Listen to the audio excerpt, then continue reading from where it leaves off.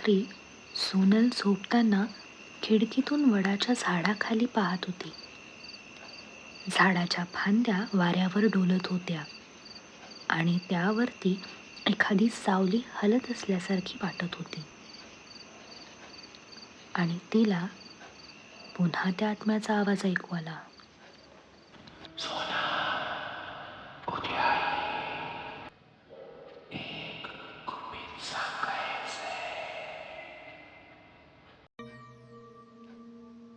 सोनलच्या अंगावरून सरसरून शहारा गेला, पण तिला आता भीतीपेक्षा कुतूहल वाटत होतं.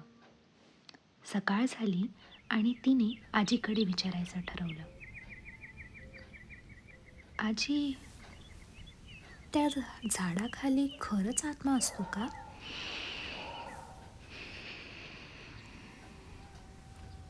हो बाळा, त्या झाडाखाली गोविंदरावाचा आत्मा आहे. गावाच्या कित्येक वर्षापासून इथे एका धनगर कुटुंबातल्या गोविंदराव नावाचा एक तरुण राहत असे.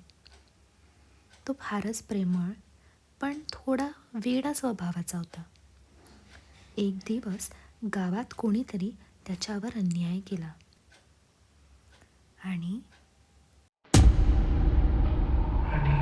त्या रात्री त्याने वडाच्या झाडाखाली आपली जीवन यात्रा संपवली.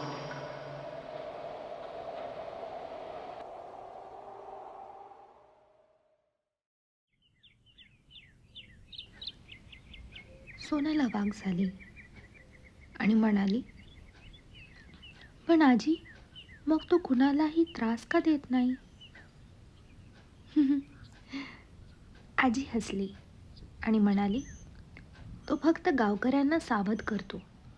कारण ज्या रात्री गोविंदरावाचा जीव गेला त्या रात्री झाडाखाली आणखी एक गुपित लपलं गेलं होतं.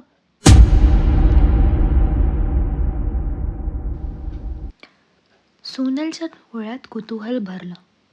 तिने विचारलं, कोणतं गुपित?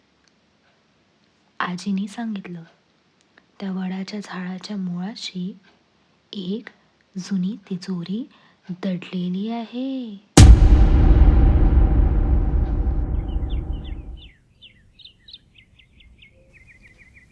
ते सर्व ऐकून सोनल लगेच गौरी आणि मायाला भेटली. त्या दोघींनाही तिने गोविंदरावांचं सत्य सांगितलं. त्या दोघीही सोनल इतक्याच अवाक राहिल्या. तिघींनी मिळून ठरवलं की आपण त्या झाडाखाली जावे व ती तिजोरी शोधावी. असं त्याचे तिजोरीत आहे तरी काय? तिघींची कुतूहलता वाढली होती.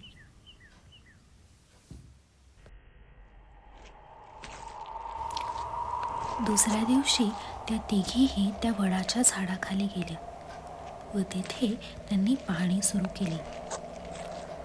मायाने सोबत कुदळ व फावडा घेऊन आली होती. त्या दोघींनी मिळून तिथे खणायला सुरुवात केली. सोनल आजूबाजूला पाहत होती. इतक्यात गौरीच्या हाताला काहीतरी जाणवलं.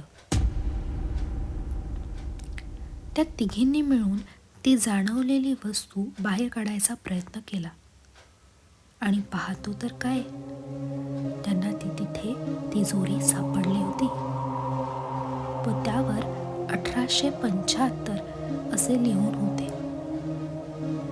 तिघी जणी अवाक होत्या. त्यांनी ती तिजोरी उघडली आणि त्यात त्यांना काही जुनी कागदपत्र, दैवी मूर्त्या, सोन्याची व चांदीची नाणी आणि काही दागदागिने सापडले. त्यात एक पत्र देखील होते. त्या पत्रावरचा मजकूर काही या प्रकारचा होता. जो ही वस्तू आहे त्याने ही गावाच्या पाण्यासाठी वापरावं, अन्यथा झाडाच्या सावलीतून सुटका नाही.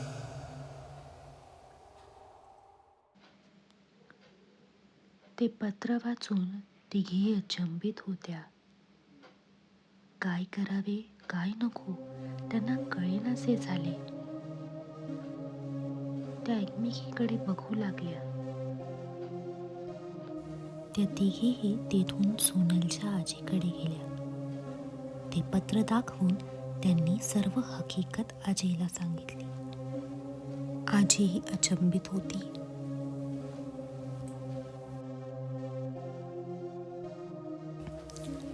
आजीने ते पत्र गावकऱ्यांना वाचून दाखवले. गावकऱ्यांना सर्व हकीकत सांगितली व ती तिजोरी आणि तिजोरीतले दागदागिने, मूर्त्या व सोन्या चांदीची नाणी हेही दाखवले. गावकरीही तितकेच अवाक होते. ते पत्र वाचून, ती तिजोरी पाहून.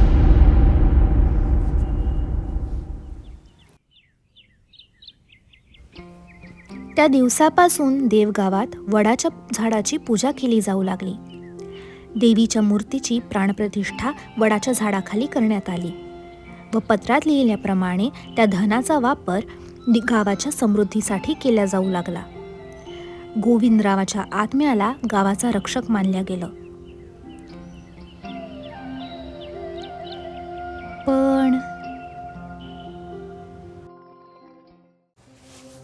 पण काही प्रश्न हे अनुत्तरितच होते. ही तिजोरी कोणाची होती? ती गोविंदरावांना कशी काय सापडली? गोविंदरावांवर कोणी अन्याय केला?